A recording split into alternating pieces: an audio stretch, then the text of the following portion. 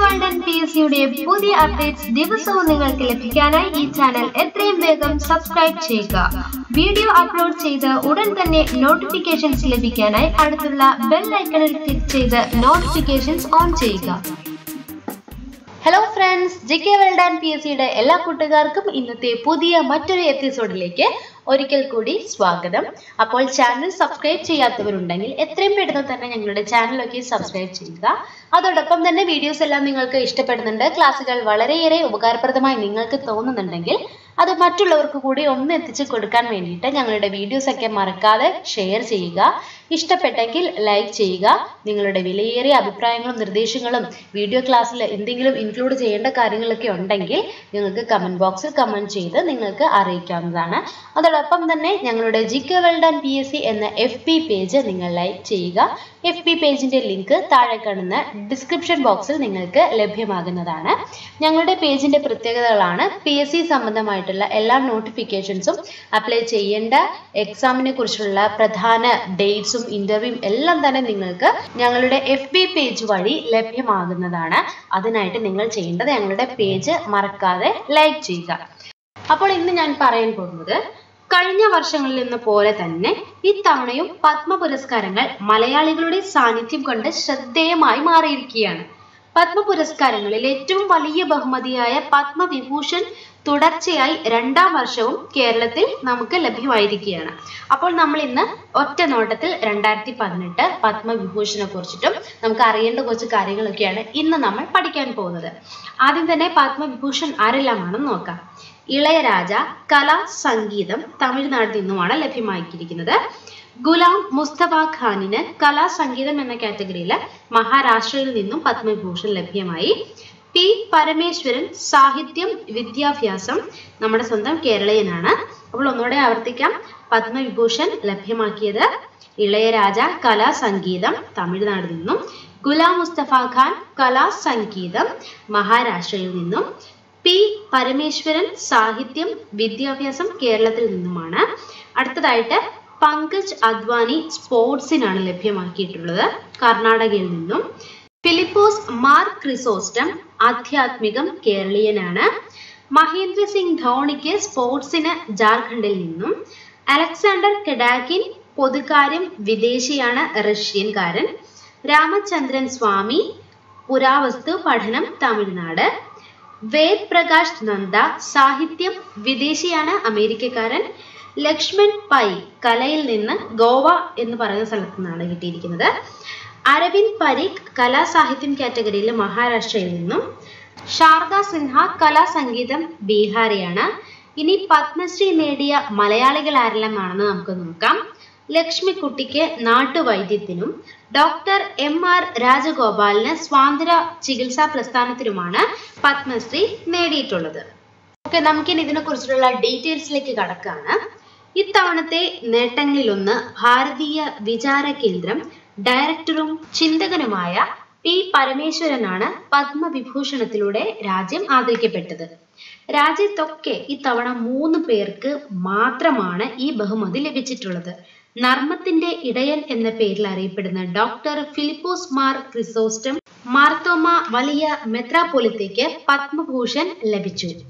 സ്വാതന്ത്ര്യ ചികിത്സാ പ്രസ്ഥാനത്തിലൂടെ ശ്രദ്ധേയനായ ഡോക്ടർ MR രാജഗോപാൽ, നാട്ടുവൈദ്യ വിദഗ്ധ ലക്ഷ്മിക്കുട്ടി എന്നീ മലയാളികൾക്ക് പത്മശ്രീ പുരസ്കാരം ലഭ്യമാക്കി.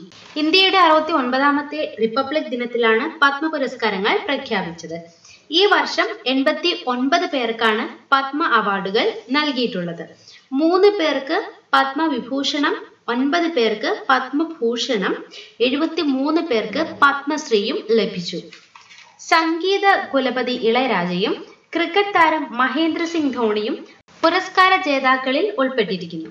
ഇളയരാജയെ ഏറ്റവും വലിയ പുരസ്കാരമായ പത്മവിഭൂഷൺ നൽകി രാജ്യം ആദരിച്ചപ്പോൾ ക്രിക്കറ്റിൽ നൽകിയ സംഭാവനകൾ കണക്കിലെടുത്ത് ധോണിക്ക് പത്മഭൂഷൺ ലഭിച്ചു. പത്മഭൂഷൺ പുരസ്കാരം നേടുന്ന 10ാമത്തെ മലയാളിയാണ് P പരമേശ്വരൻ. കഴിഞ്ഞ വർഷം ഗാനഗന്ധർവൻ യേശുദാസിന് ഈ ബഹുമതി ലഭിച്ചിരുന്നു. ആലപ്പുഴ സ്വദേശിയായ P പരമേശ്വരൻ രാഷ്ട്രീയം, സ്വയം സേവക് സംഘത്തിന്റെ മുതിർന്ന പ്രചാരകനും സംഘപരിവാർ ആശയങ്ങൾ കേരളത്തിൽ പ്രചരിപ്പിക്കാൻ പരിശ്രമിച്ചവരിൽ പ്രധാനിയുമാണ്. കഴിഞ്ഞ 6 പതിറ്റാണ്ടുകളായി കേരളത്തിലെ സാംസ്കാരിക മാനദണ്ഡങ്ങളിൽ സജീവമായ പരമേശ്വരൻ ഭാരതീയ ദർശനങ്ങളിൽ പഠനം നടത്തുകയും കമ്മ്യൂണിസം പോലുള്ള പ്രത്യയ ശാസ്ത്രങ്ങളെ കുറിച്ചിട്ട് ഗഹനമായ അറിവ് സമ്പാദിക്കുകയും ചെയ്തിട്ടുണ്ട്. നിലവിൽ ഭാരതീയ വിചാര കേന്ദ്രം, വിവേകാനന്ദ കേന്ദ്രം എന്നീ സ്ഥാപനങ്ങളുടെ മേധാവിയായി സേവനമനുഷ്ഠിക്കുകയാണ്. 1927 ആലപ്പുഴയിലെ മുഹമ്മയിലാണ് താമരശ്ശേരി ഇല്ലത്ത് ജനിച്ചത്. 2004 പത്മശ്രീ പുരസ്കാരം ലഭിച്ചിട്ടുണ്ട്. ശ്രീനാരായണ ഗുരു നവോത്ഥാനത്തിന്റെ പ്രവാചകൻ, വിവേകാനന്ദനും മാർക്സും, ശ്രീ അരവിന്ദൻ ഭാവിയുടെ ദാർശനികൻ, ഭാരതം പ്രശ്നങ്ങളും പ്രതിവിധിയും തുടങ്ങിയ നിരവധി കൃതികൾ അദ്ദേഹത്തിന് ഉണ്ടായിട്ടുണ്ട്. സംഗീതജ്ഞൻ ഇളയരാജയും പി പരമേശ്വരനെയും കൂടാതെ ഹിന്ദുസ്ഥാനി സംഗീത വിദ്വാൻ ഗുലാം മുസ്തഫ ഖാനെ രാജ്യം പത്മവിഭൂഷൺ നൽകി ആദരിച്ചു. ബില്യാർഡ്സ് താരമായ പങ്കജ് അദ്വാനി, മാർത്തോമ വലിയ മെത്രാപ്പൊലീത്ത ഫിലിപ്പോസ് മാർ ക്രിസ്റ്റോസം, ക്രിക്കറ്റ് താരം മഹേന്ദ്ര സിംഗ് ധോണി, വിദേശിയായ അലക്സാണ്ടർ കെഡാക്കിൻ, ആർക്കിയോളജിക്കൽ വിദഗ്ധനായ രാമചന്ദ്രൻ നാഗസ്വാമി, എഴുത്തുകാരനും വിദേശിയുമായ വേദ് പ്രകാശ് നന്ദ, ചിത്രകലാ വിദഗ്ധനായ ലക്ഷ്മൺ പൈ, സംഗീതജ്ഞനായ അരവിന്ദ് പരീഖ്, ശാരദ സിൻഹ എന്നിവരെയാണ് കേന്ദ്ര സർക്കാർ പത്മഭൂഷൺ പുരസ്കാരത്തിനായിട്ട് തിരഞ്ഞെടുത്തിരിക്കുന്നത്. സ്വാതന്ത്ര്യ ചികിത്സയുടെ ഉപജ്ഞാതാവായ ഡോക്ടർ MR രാജഗോപാലും ആദിവാസി നാട്ടുവൈദ്യത്തെ ജനകീയമാക്കിയ വനമുത്തശ്ശി എന്ന പേരിൽ അറിയപ്പെടുന്ന ലക്ഷ്മിക്കുട്ടിയുമാണ് പത്മശ്രീ പുരസ്കാരത്തിനായിട്ട് തിരഞ്ഞെടുക്കപ്പെട്ട മലയാളികൾ. ലക്ഷ്മിക്കുട്ടിയമ്മ കല്ലാർ കാടുകളിലെ ഔഷധ സസ്യങ്ങളുടെ അറിവിന്റെ ബലത്തിലാണ് പുരസ്കാരത്തിനായി അർഹനായത്. കല്ലാർ കേരള ഫോക്ലോർ അക്കാദമിയിൽ അധ്യാപികയായ ലക്ഷ്മിക്കുട്ടിയമ്മ 500ഓളം പച്ചമരുന്ന് കൂട്ടുകൾ ഹൃദ്യസ്ഥമാക്കി നിരവധി പേരെ രോഗത്തിൽ നിന്നും ജീവിതത്തിലേക്ക് മടക്കി വരുത്തിയിരിക്കുകയാണ്.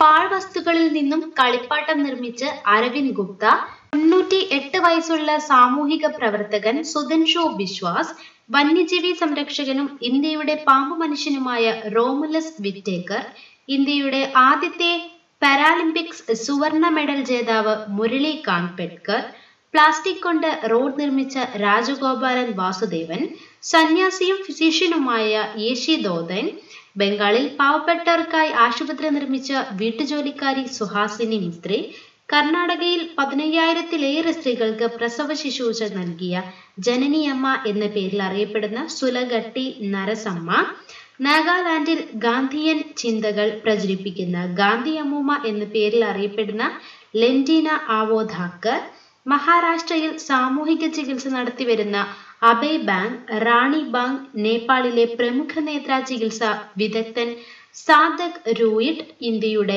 ബാഡ്മിന്റൺ താരം കിഡംബി ശ്രീകാന്ത്, തമിഴ്നാട്ടിലെ നാടൻ കലാവിജ്ഞാന കോശം എന്ന പേരിൽ അറിയപ്പെടുന്ന വിജയലക്ഷ്മി നവനീ കൃഷ്ണൻ, സംഗീത പ്രതിഭകളായ രുദ്രപട്ടണം സഹോദരന്മാരായ നാരായണസ്വാമി, താരനാഥൻ, നാരായണസ്വാമി, ത്യാഗരാജൻ തുടങ്ങിയവർ പത്മശ്രീ പുരസ്കാരത്തിലൂടെ ആദരിക്കപ്പെട്ടു. ഇനി ഞാൻ പറയാൻ പോകുന്നത് നമ്മൾ അറിഞ്ഞിരിക്കേണ്ട കുറച്ച് വിവരങ്ങളാണ്.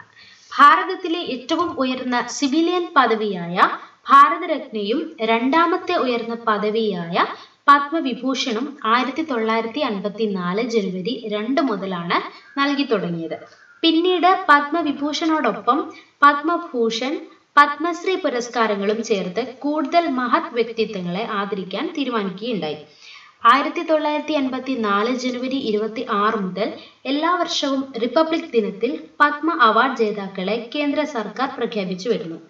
കല, സാഹിത്യം, വിദ്യാഭ്യാസം, കായികം, വൈദ്യശാസ്ത്രം, സാമൂഹിക പ്രവർത്തനം, ശാസ്ത്രം, പൊതുകാര്യം, സിവിൽ സർവീസ്, വാണിജ്യം തുടങ്ങിയ വിവിധ മേഖലകളിൽ ശ്രദ്ധേയരായ വ്യക്തിത്വങ്ങളെയാണ് പത്മ പുരസ്കാരങ്ങൾക്ക് പരിഗണിക്കുന്നത്.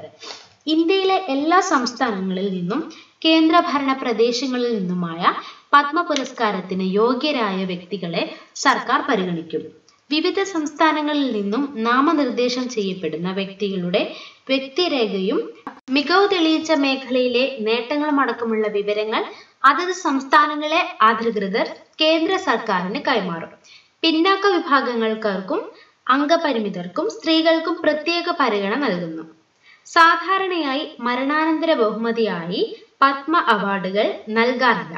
എന്നാൽ ഇന്ത്യക്കായി മികച്ച സൃഷ്ടികൾ സമ്മാനിച്ച് ലോകത്തോട് വിട പറഞ്ഞ അതുല്യ പ്രതിഭകൾക്ക് പുരസ്കാരം നൽകാറുണ്ട്. പുരസ്കാരം പ്രഖ്യാപിക്കുന്നതുവരെയുള്ള 1 വർഷ കാലാവധിയിൽ ലോകത്തോട് വിട പറഞ്ഞവർക്ക് മാത്രമേ മരണാനന്തര ബഹുമതിയായി പത്മ പുരസ്കാരം ലഭിക്കുകയുള്ളൂ. സർക്കാർ സ്ഥാപനങ്ങളിലോ പൊതുമേഖലാ സ്ഥാപനങ്ങളിലോ പ്രവർത്തിക്കുന്നവരിൽ നിന്ന് പുരസ്കാരത്തിനായി അപേക്ഷ സാധിക്കില്ല. എന്നാൽ സർക്കാരിന് കീഴിൽ പ്രവർത്തിക്കുന്ന ഡോക്ടർമാരെയും ശാസ്ത്രജ്ഞന്മാരെയും പുരസ്കാരത്തിനായിട്ട് പരിഗണിക്കും. പത്മശ്രീ പുരസ്കാരം നേടിയവരെ മാത്രമേ പത്മഭൂഷൺ, പത്മവിഭൂഷൺ എന്നീ ഉയർന്ന പുരസ്കാരങ്ങളിലേക്ക് പരിഗണിക്കൂ. പത്മശ്രീ നേടിയ ചുരുങ്ങിയ 5 വർഷം കഴിഞ്ഞു മാത്രമേ അടുത്ത പദവിയായ പത്മവിഭൂഷണിലേക്ക് ഒരു വ്യക്തിയെ പരിഗണിക്കുകയുള്ളൂ. പത്മവിഭൂഷൺ പദവിയിലേക്ക് തിരഞ്ഞെടുക്കുന്ന ഇതേ പ്രക്രിയയുടെ തന്നെയാണ്.